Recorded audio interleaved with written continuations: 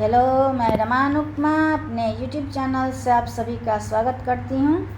मैं अभी एक श्री भजन सुना रही हूँ। अच्छा लगे तो लाइक शेयर कमेंट करना ना भूलें और मेरे चैनल को सब्सक्राइब करना। हम नहीं बियाहब शिवे भांगिया भिखारी धिया कोन रहती, धिया कोन रहती। शिवे जोगिया के संगे धिया कोन रहती, धिया कोन रहती।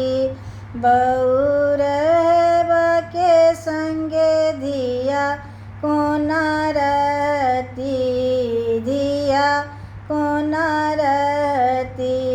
हम गौरी नहीं बियाहब धिया कोन रहती, धिया कोन रहती।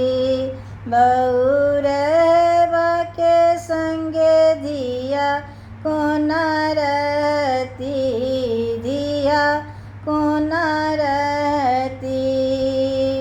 सुनै छियै बूढ़े बाके घरो ने घरारी, सुनै छियै बूढ़े बाके घरो ने घरारी। भरे ना पड़ल छनै भांगक बारी, भरे ना पड़ल छनै भांगक बारी। बसहा सवार सेहो मारै छै लथार, धिया कोन सहती, धिया कोन सहती। बहू रहबा के संगे धिया कोन रहती, धिया कोन रहती। शिव जोगिया के संगे धिया कोन रहती, धिया कोन रहती।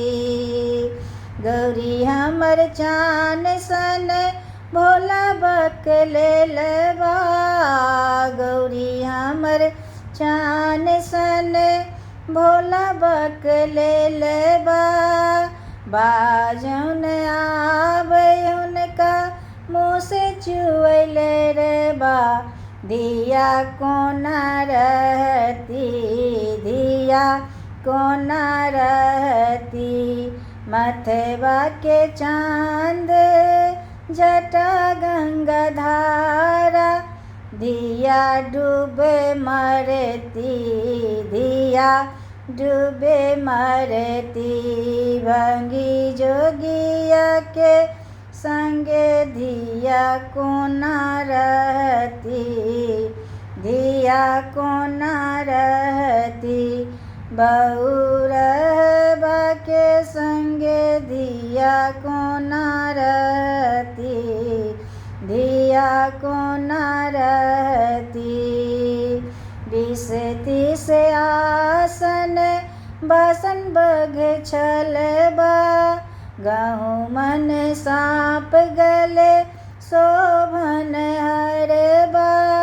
विषधर के देखी कोनो भीखो नहीं देती, धिया भूखे मरती, धिया भूखे मरती। हम गौरी नहीं बियाहब शिव भांगिया भिखारी, धिया कोन रहती, धिया कोन रहती। शिव जोगिया के संगे धिया कोन रहती, धिया कोन रहती। बहू रहबा के संगे धिया कोन रहती, धिया कोन रहती।